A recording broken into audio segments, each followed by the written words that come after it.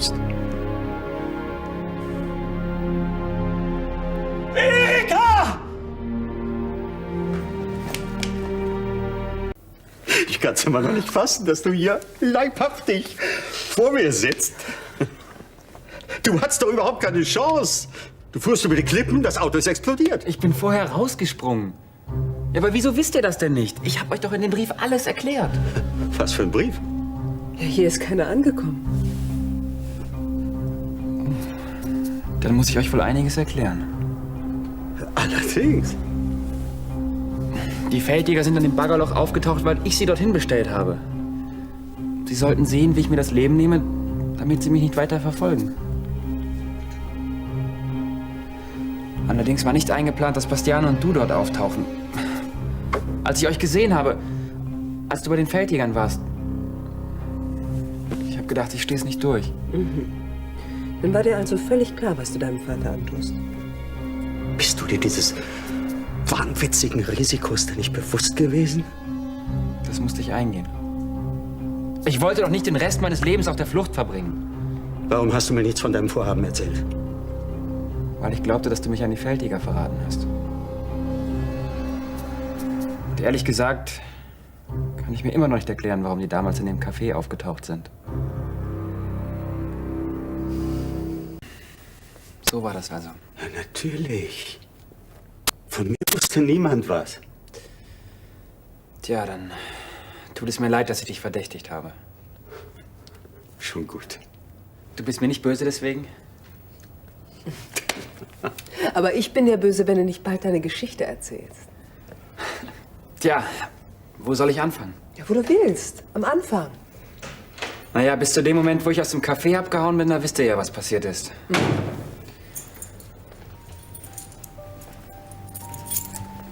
Hallo. Frank. Was machst du denn hier? Hey, ist der Globus schon umrundet? Was ist passiert? Wo ist Ramon?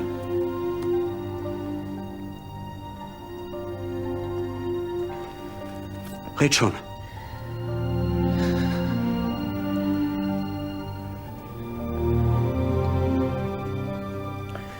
Arno. Ramon ist. Er ist.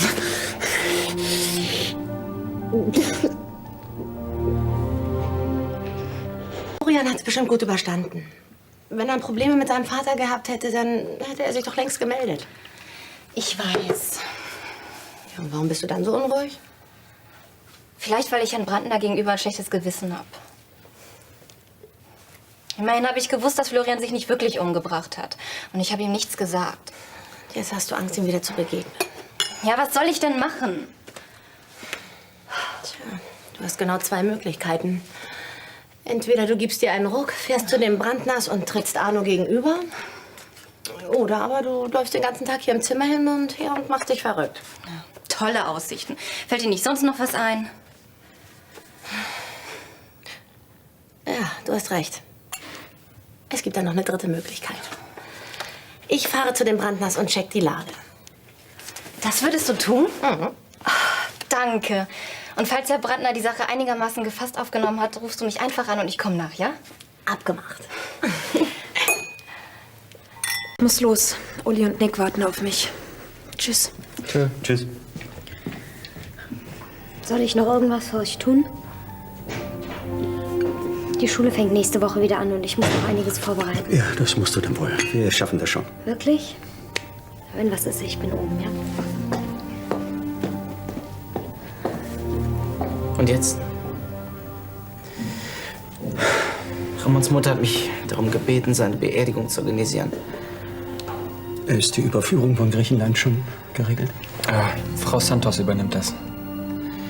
Also, ich will auf gar keinen Fall eine normale Beerdigung. Schließlich war Ramon ein ganz besonderer Mensch. An was hast du gedacht? Vielleicht ein bisschen Musik. Von diesen peruanischen Musikern aus der Fußgängerzone. Warum eigentlich nicht? Ach, Kinder, nein, ich weiß nicht. Ich gehe schon.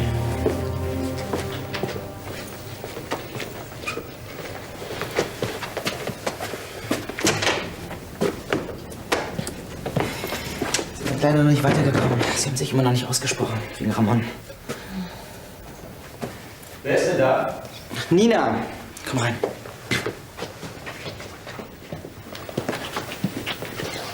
Hallo. Sie müssen Herr Brandner sein. Frank hat mir schon viel von Ihnen erzählt. Ich bin Nina Ryan. Guten Tag. Wollen Sie sich hinsetzen? Gern. Einen Kaffee? Nein, danke.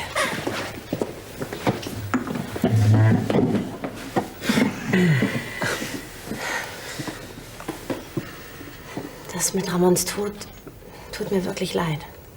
Haben Sie ihn gekannt? Nein, leider nicht. Aber so viel ich gehört habe, muss Ramon ein ganz außergewöhnlicher Mensch gewesen sein. Ja, das war er. Alles klar. Heino macht das No Limits für 2 Stunden dicht und kümmert sich um die Verpflegung. Südamerikanisches Essen. Weil der Abschied von Ramon was ganz Besonderes werden soll. Man kann es aber auch übertreiben und genau das Gegenteil erreichen. Wir machen nichts, was Ramon nicht auch gemacht hätte. Und was ist mit der Musik? Ich dachte, wir hatten uns auf die peruanischen Musiker aus der Fußgängerzone geeinigt. Warum nicht auch gleich ein paar halbnackte Samba-Tänzerinnen? Nach allem, was ich von Ramon weiß, hätte er das sicher okay gefunden.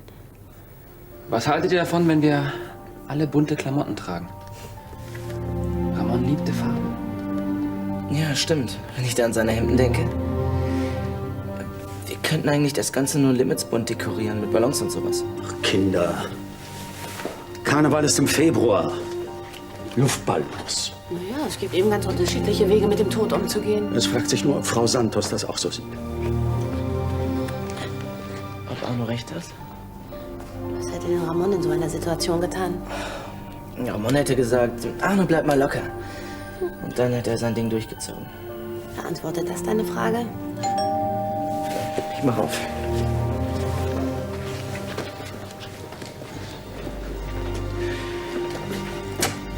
Hallo. Hi. Wir sind da.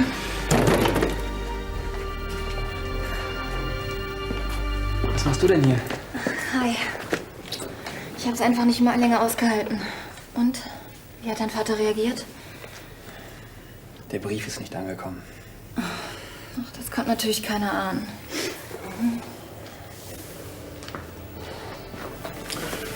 Oh, Guten Tag, Herr Brandner.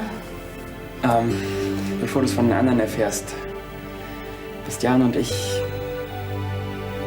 wir sind zusammen. Ich glaube, dann haben wir alles. Oder fällt euch noch irgendwas ein? Arno, hast du vielleicht noch eine Idee, was wir während der Beerdigung machen können? ich glaube nicht, dass meine Ideen hier besonders hoch im Kurs stehen. Ich habe eine andere Vorstellung, wie sowas abläuft. Ja, dann bis morgen. Glaubt ihr, ich soll noch mal mit ihm reden? Oh, besser nicht. Jedenfalls nicht heute. Mein Vater braucht erst mal ein bisschen Zeit, um die ganzen Neuigkeiten zu verdauen. Dass dieser verdammte Brief auch nicht angekommen ist. Ja, rummosern nützt jetzt auch nichts. Vielleicht sieht morgen ja schon alles ganz anders aus. Ja, danke für eure Hilfe. Tschüss.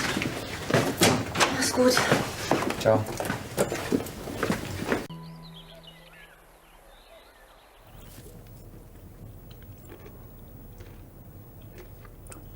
Haben Frank und Florian eigentlich gesagt, wann sie zurück sind?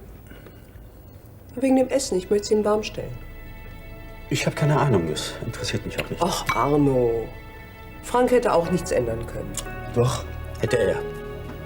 Ein einziges Wort hätte genügt, aber er hat es vorgezogen, mich zu belügen. Ebenso wie Bastiane. Wenn du schon wütend bist, dann darfst du auch Ramon nicht außer Acht lassen. Was ist also deine Meinung? Konzentrier dich auf die Hauptperson dieser Tragödie. Rede mit Florian. Und zwar bald, sonst gibt es noch mehr Missverständnisse.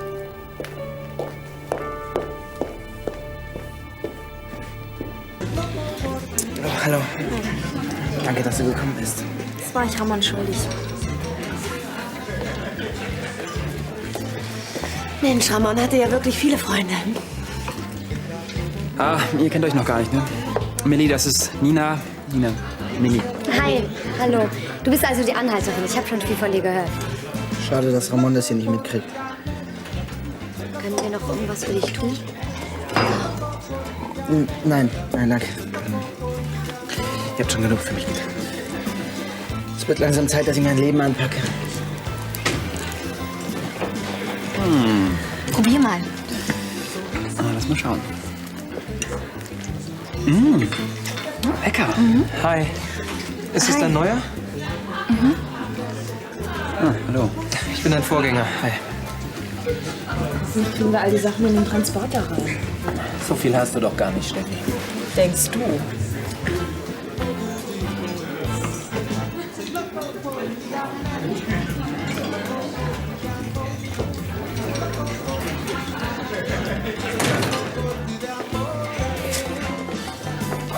Papa. Ich muss mit dir reden.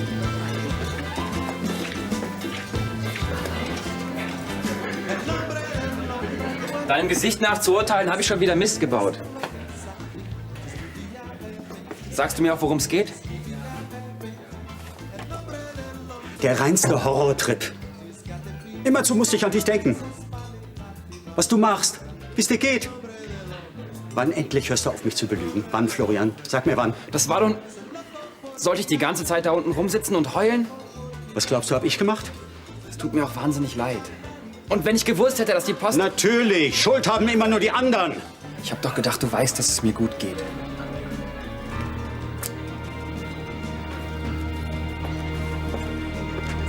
Nein, nein, nein. Er lügt, wenn er nur den Mund aufmacht. Nein, Arno, so kannst du das nicht sehen. Nicht sehen. Ich habe ein Foto gesehen, das war eindeutig. Ein Foto, was beweist das schon? Das beweist, dass Florian mir eine Lüge nach der anderen auftischt. Nur weil die beiden auf dem Foto ganz glücklich ausgesehen haben, heißt das noch lange nicht, dass Florian dich belogen hat. Tja, und wie würdest du das interpretieren? Arno, das ist ein Schnappschuss. Der spiegelt doch nicht seine wirkliche Gemütslage wider. Erika, ich glaube, du willst mich nicht verstehen. Doch. Ich finde nur, dass du überreagierst. Du solltest nur noch mal ganz ruhig und vernünftig mit Florian reden. Noch eine Märchenstunde. Ach, sei doch nicht kindisch. Mein Sohn ist ein notorischer Lügner. Ich will sein Handeln ja auch gar nicht entschuldigen. Und ich will darüber nichts mehr hören. Aus. Ich verstehe dich ja. Aber glaubst du nicht, dass er durch Ramons Tod am eigenen Leib gespürt hat, wie es ist, einen Menschen zu verlieren? Himmel, Herrgott, muss denn erst jemand zu Tode kommen, ehe bei meinem Sohn der Verstand einsetzt? Arno, dir ist wirklich nicht zu helfen. Wie kann ich deinen Vater ja verstehen? Du stirbst, tauchst plötzlich wieder auf und erzählst ihm, dass sich das schlechte Gewissen geplagt hat. Und dann sieht er diese Fotos. Der kommt sich doch total verarscht. Aber wieso? Darf ich nicht mal mehr lachen oder was? Ja, zumindest nicht, während er um dich trauert. Und dann erzählst du ihm, dass du völlig fertig bist vor lauter schlechtem Gewissen. Florian kann doch nichts dafür, wenn die Post seinen Brief verschlammt. Nee, das ist natürlich Pech. Und was soll ich jetzt machen? Versuch einfach, deinen Vater zu verstehen. Red noch mal ganz in Ruhe. Ach, der hört mir doch eh nicht mehr zu. Soll ich es noch mal versuchen? Ich rede mit ihm. Meinst du, das bringt was? Florian, es ist wirklich traurig. Ramon ist tot. Und ihr? Ihr bekommt nicht mal so einen lächerlichen Familienstreit in den Griff. Dann versuch's doch. Aber sei nicht enttäuscht, wenn es nichts bringt. Macht das schon. Arno, kommst du mal bitte? Ja, schon da. Frank? Was geht? Ich möchte gerne mit dir über Florian sprechen. Wenn du gekommen bist, um bei mir für ihn ein gutes Wort einzulegen, dann ist unser Gespräch jetzt beendet.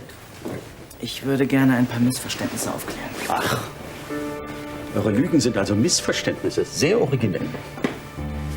Arno, Florian hat wirklich Scheiße gebaut. Aber er hat dich nicht angelogen, als er dir gesagt hat, dass er wegen dir zurückgekommen ist. Ach, Er hat dir sogar aus Griechenland geschrieben. Das hätte er doch nie gemacht sonst.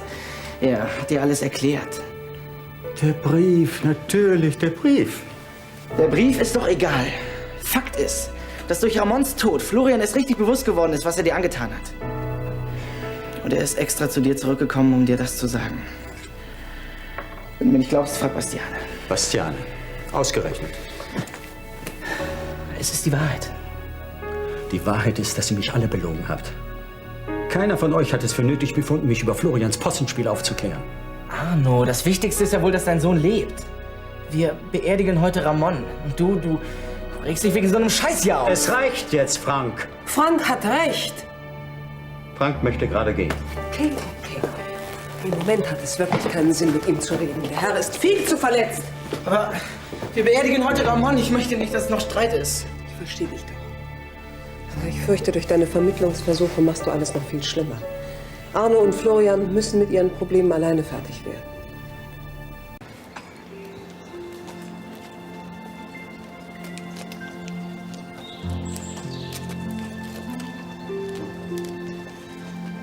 Frau Santos. Danke, Herr Brandner. Danke für alles. Sie brauchen sich nicht zu bedanken, Frau Santos. Doch, Sie waren in den letzten Jahren wie ein Vater für Ramon. Er war wie ein Sohn für mich. Ich weiß, Ramon hat sich bei Ihnen sehr, sehr wohl gefühlt. Überhaupt in Deutschland. Deshalb wollte er auch hier begraben werden. Was ist denn die Frau dann? Neben Florians Vater. Das ist Frau Erika Sanders, die Lebensgefährtin von Herrn Brandner. Frau Santos, das ist Tillmann Fritsche. Er wird die Predigt halten. Frau Santos. Frau Santos, ich möchte Ihnen meine herzliche Anteilnahme aussprechen. Leider habe ich Ramon nicht gekannt, aber nach dem, was ich gehört habe, soll Ramon ja wirklich ein wunderbarer Mensch gewesen sein. Das war er. Immer fröhlich. Trotz seiner schrecklichen Krankheit. Er war das Liebste, was ich hatte. Hast du mit meinem Vater geredet? Ja, keine Chance. Gegen Arnos Sturheit ist auch kein Kraut gewachsen. Der beruhigt sich bald wieder. Wirst schon sehen. Das glaube ich nicht. Er ignoriert mich doch total. Hey, mach dir mal keinen Kopf, ne?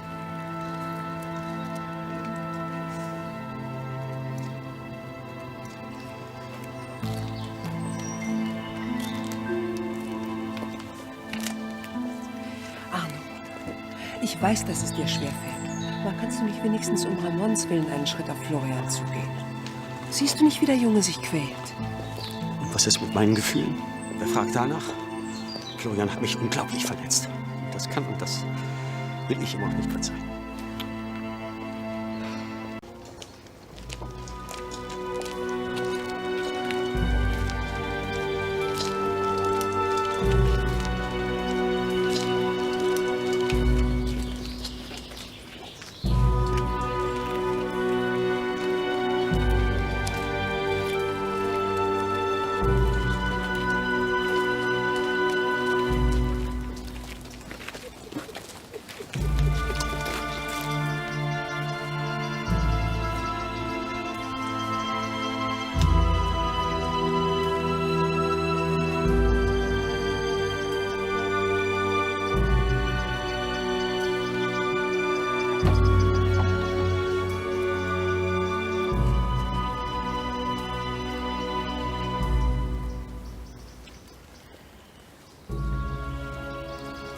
Wir nehmen heute Abschied von Ramon Santos. Mit einer etwas ungewöhnlichen Feier. Aber Ramon war auch ein sehr ungewöhnlicher Mensch. Ich habe ihn leider nicht gekannt, aber seine Freunde haben mir sehr viel von ihm erzählt.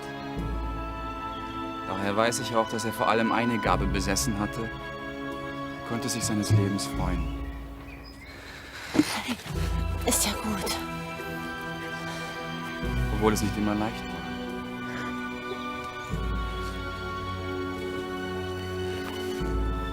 Für einen Menschen hier fällt der Abschied von Ramon besonders schwer.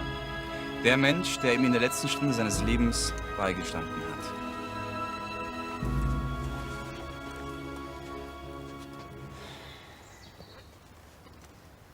It's easy for those who gone, but hard to carry on. The good and bad belong to us, like a prayer to a priest. So I wonder who will care for me when my heart is crying in pain, and the only thing is a wait. Can I wait? Hey, time will tell what's on my mind.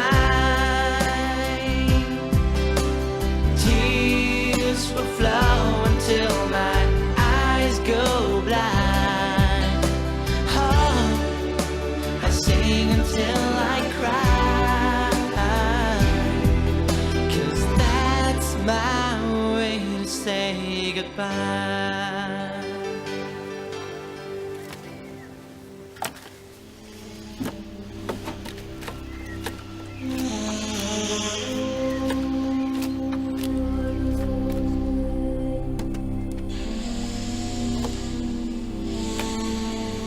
Erde zu Erde, Asche zu Asche, Staub zu Staub.